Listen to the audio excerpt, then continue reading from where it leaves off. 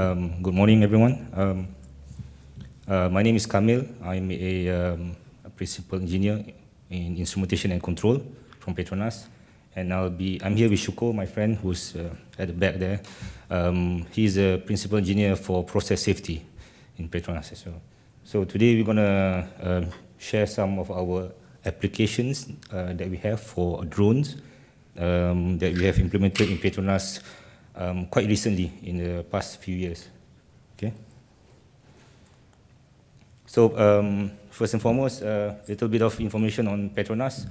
So we are a large integrated oil and gas company. If you can see there, we have our sustainability agenda there. Okay, and a lot of our key principles here: value creation, safeguarding the environment, and social impact is very, what do you call it? We are integrated with what we are doing in all our operations. So we have 4 different business areas.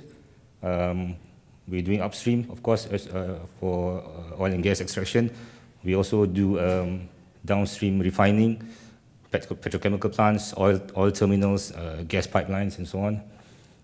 We have also our gas business and a new division of new energy. So this is where we venture into things like solar, EV, and hydrogen as well, right? And we have our division called Project Delivery and Technology, where it provides all the services to our entire operations. And we operate in over more than 50 countries and about 50,000 strong of workforce from various nationalities. So today we're going to share about 3 use cases on drones. The first one is on methane emissions monitoring. Okay, before we get to the drone itself, some information on methane emissions requirements. So we want to actually reduce the methane emissions as we rely more on natural gas right now as a fuel, right? And Petronas has to step up and actually align our measurements, our quantification with what is in the industry standard. So we have actually established 2 documents. These are internal documents on which is our technical standards here on methane emissions quantification and reporting. And it is accompanied by this handbook, which is actually a guideline to the standard on how we will measure the emissions and perform reduction on this. So these are recently established, 2021. And we have started to embark on our activities to actually measure the methane emissions throughout our operations. So we have a net zero carbon emissions target by 2050, right? And it's a gradual reduction, as you can see from this slide. So we have in 2024, next year, we want to cap our emissions at 49 metric ton of CO2 equivalent, right? And within that number, actually a 50% reduction of methane emissions for our natural gas value chain across our operations, right? Going on to 2030, another 25% reduction of the greenhouse gas emissions, 70% methane reduction, and also 50% methane emission reduction for our natural gas value chain, and reaching net zero in 2050. So that's the target, and that's the setting for the application that we are going to see here on the drone. Okay. With that target, we also have a different two strategies, 2 actions towards reaching net zero. We have to reduce the greenhouse gas emissions, and this is through operational emissions reductions. Right. So we are looking into how to reduce our flaring, electrification of our energy generation, energy efficiency, and also carbon capture and storage. So these are all going, a lot of activities in this area to reduce our emissions. And we're also looking at business growth in cleaner and green energy solutions. So we have a separate entity that's looking at this, looking at hydrogen, supply of hydrogen, and generating green hydrogen, renewables, and also mobility, as well as biofuels. So this is all in line with our target to reach net zero by 2050. So in order to measure the emissions, we need to have a guideline on what we need to do. So the quantification approach that we have, this is written in our standards, and this is actually taken and aligned with the, what you see here, the oil and gas methane framework. So the OGMP, the oil and gas methane framework, is a coalition of over 80 companies and institutions, which set up a guideline on how are we going to achieve methane reduction, how we're going to measure and quantify and achieve reduction. So Petronas is one of the members of that alliance.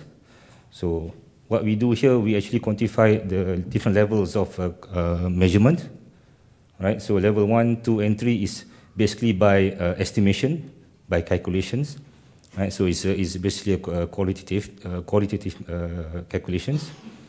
Level 4 is site measurements, where we actually do site measurements of the methane emissions at the ground, and also using remote sensing through drones, so that we can actually get the actual measurements.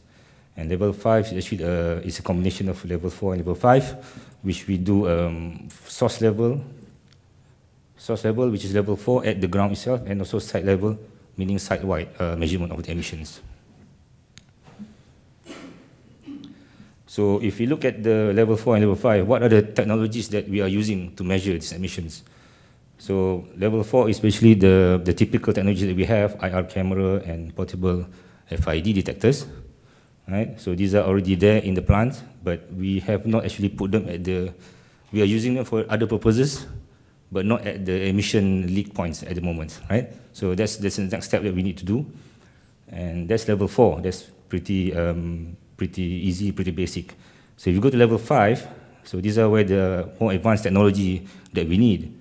For example, this QOGI, hyperspectral camera, right? So this can be fixed or even portable or even mounted on a drone to look at the emissions, right? We also can use this methane sensor using LiDAR or TDLS, okay, time domain laser spectrometry technology. So this can be used to actually measure the methane as well. And also lastly, satellite imaging, right? All this will provide site-wide methane emissions identification, right? So the application that we see here for the drone is actually using the LiDAR sensor, and this is to measure the methane. So we have looked at 3 different areas of our operations to see whether we can actually detect emissions on the sites. So we have the pipeline facilities, which is mainly pipelines with some some interfacing facilities, and then we have the refinery, which represents the downstream facilities, and we also tried that out on an offshore platform on our offshore facilities. Okay, so these are the 3 facilities that we have looked at. And if you see on the findings, this is for the gas pipeline facilities. So you can see that the drone can actually detect there's emission here and at this point. And if you look at the ground, it is actually true. These 2 are venting points of the gas pipelines, right? So the results are consistent.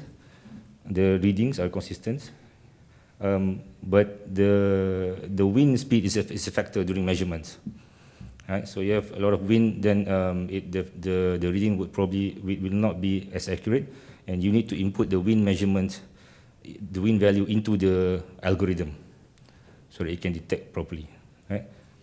And if we map the drone's output reading of images onto the layout of the site, then you can see that the area where it says there are emissions.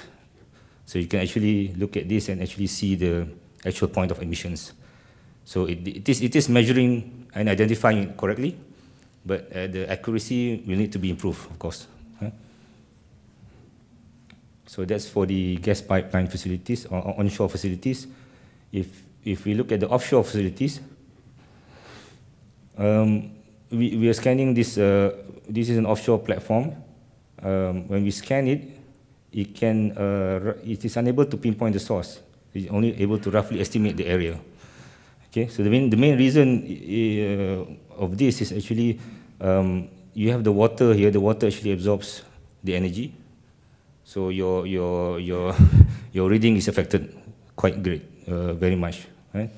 So, but it is able to show some emissions here as well. And when we go to actually to the sites, then you can see that true there is some. These are points of emissions, the gas chromatography venting, and also the heat exchanger. So it can detect, but quantification is a bit difficult because of the area there. The water is interfering, and also the wind. It's more windy in the offshore, so that certainly affects the reading. Okay, so that's the application that we have for methane. Okay, the second application or use case is actually using drones for visual fencing and encroachment detection. So we have gas pipelines running all over Malaysia. So those pipelines have what you call right of ways, paths where you cannot actually enter without permission, right? So there are a lot of cases where people entering and basically digging here and there, trying to steal some infrastructure there, right? So, and because it's very remote, so it's very difficult. So the idea is to use a drone to actually enforce this, right? So an example of this, for example, this is the pipeline right away. So you have the pipeline here, and you have some. Sometimes you have this what do you call it? Stations for all the instrumentation, SCADA system. You also have a fiber optic that runs along the pipeline. Right, so this fiber optic is used for data transmission, and it's also used to detect vibration on the areas surrounding the pipeline. Right, so fiber optic can be used to detect vibrations. Vibrations or pressure actually change the waveform of the light, and if you put a detector at the end, you can actually detect this variance and actually pinpoint the location where these changes happen. So we use that to actually detect the area of the intrusion. So, for example, you have unauthorized digging here, right? And then the system will detect it, and will send the location to the drone. So the drone is actually located on top of this building. I'm not sure this would be what, like you said, drone in a box kind of thing. Yeah, it has its own box there. It charges itself there. So the system sends the information to the drone automatically flies up and actually go to the actual location of intrusion, and it will send out an alarm. This is a prohibited area, you are not allowed here, and things like that. So that's the idea, to actually scare off the intruder. And it will fly back to its nest once it's done. Yeah, so that's we have implemented, I think, 3 of this in a pilot. So far it's working good.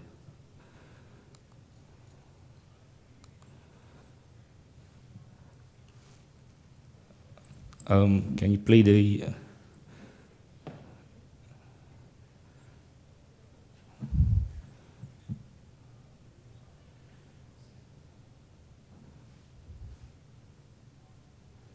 Okay, anyway, but this is just an example of the detection system from the fiber optic.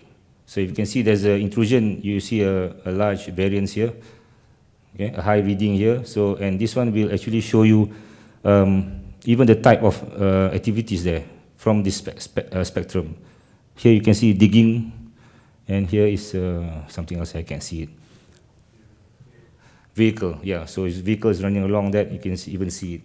Right, so this is actually a video of the drone actually moving out. Can you play it? Okay, you see here the drone is actually flying out from its nest here. So the intrusion is somewhere down here, so it's moving.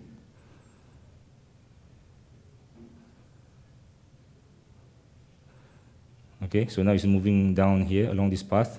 So the path is set by the system directly to the coordinates where the intrusion is happening. So the drone is flying between the two lines, so it's guided by the boundary of the pipeline. It cannot fly over that. So you can see here the guide is actually doing something, right? And yeah, he panics and runs away because the drone actually, you can't hear it here, but it's actually sending a very large alarm to the guy. So, and then the drone will fly back to its nest automatically. So these are all done automatic. There are cases where the operator can actually take over if there's some issues. That's the box, that's the, what they call the shelf that is open. So the drone will land there.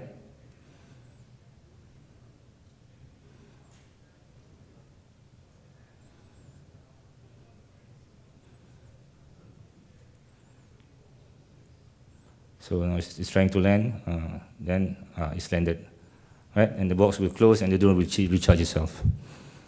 So that's an example of the intrusion detection, intrusion enforcement that we have for the drone. Okay, so I think I'll pass over to my colleague Shukor for this third use case.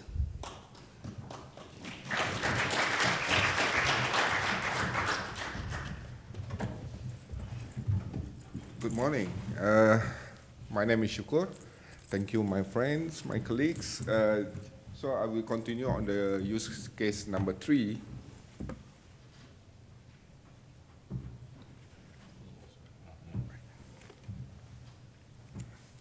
All right. So we already did use the drone in the process areas. So we conduct some surveillance, some inspection.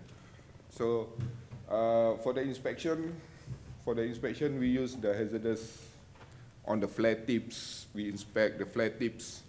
We use in the confined space when we empty out all our hazardous material. And then we are also used in the elevated area, especially on the pipe rack.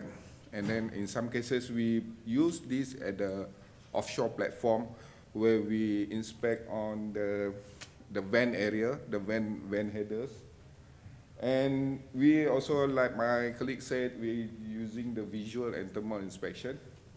And in some cases, but at this moment, it's not yet advanced for the gas leak detection because we need to specify our unit with what type of hazardous material that we are going to detect. Example like methane, there's special sensor for methane or hydrogen and whatsoever. For the surveillance, we use to conduct the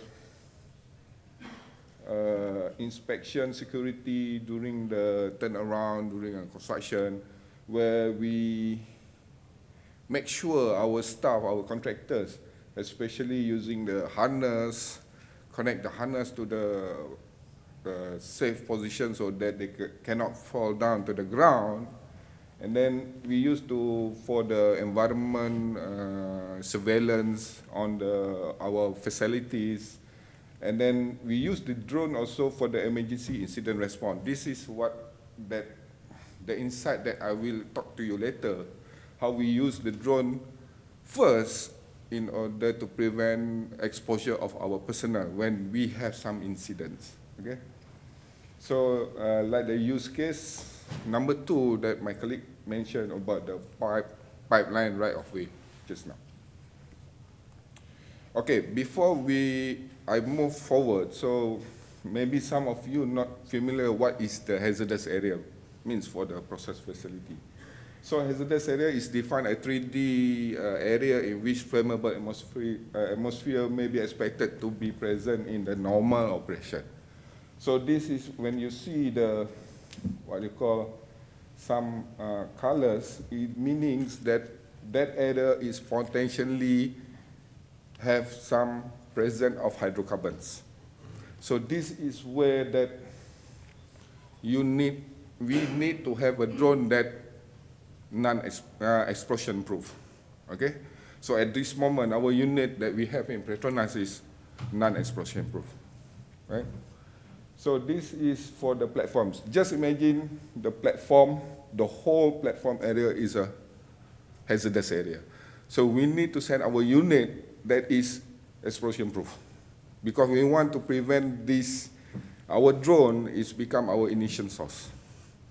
We have so many cases already in our facility that we have ignition source come from the non-explosion proof equipment, especially our lightings, our switches. So we try to improve our facility as well. Okay. So this is the elevated view. We have a cellar deck up to the main deck. All the platform is hazardous areas. Okay. So what insights? Performing the in-situ inspection in the desert without shutting down the facility is crucial to meet our stakeholder demand. So if you have a unit is non-explosion proof or ATEX certified or EX certified, so we have to shut down our facilities. Otherwise, it will be dangerous to our people, dangerous to our asset and our reputation as well. Drone application is essential to minimize personal exposure to flammable release with a mixture of the toxic material. This is very dangerous when, example, like in upstream facility, we have H2S. Yes, it's dangerous substance. In current, our new business, we have a carbon capture facilities, we have CO2. Okay. In petrochemical plants, we have ammonia. Ammonia also very, very toxic material. So that the equipment, the drone must be ATEX certified or EX certified. So with the drone is not EX certified or ATEX certified, which limit the area and depth of inspection. That's the first thing that we're facing right now. And drone also should be EX or certified. We want also this unit can enter into our combustible area. We have a facility that produce powder. These things are combustible area, combustible material. It can explode also. That in the state we already have some incident with the sugar refining facilities because of this dust, combustible area. Okay?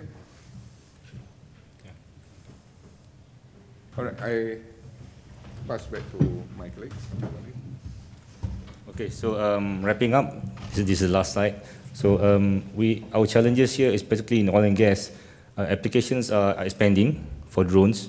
So we're doing surveillance, monitoring, encroachment prevention, emissions monitoring, and we have been thinking also using drones to actually deliver supplies to offshore platforms, but that's not materialized yet, of course, for obvious reasons.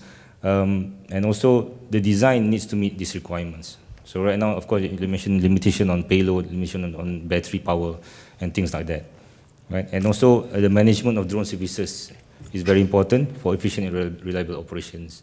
In Petronas, we have a Petronas drone center. So this group of people actually manage all the Petronas requirements for drone services.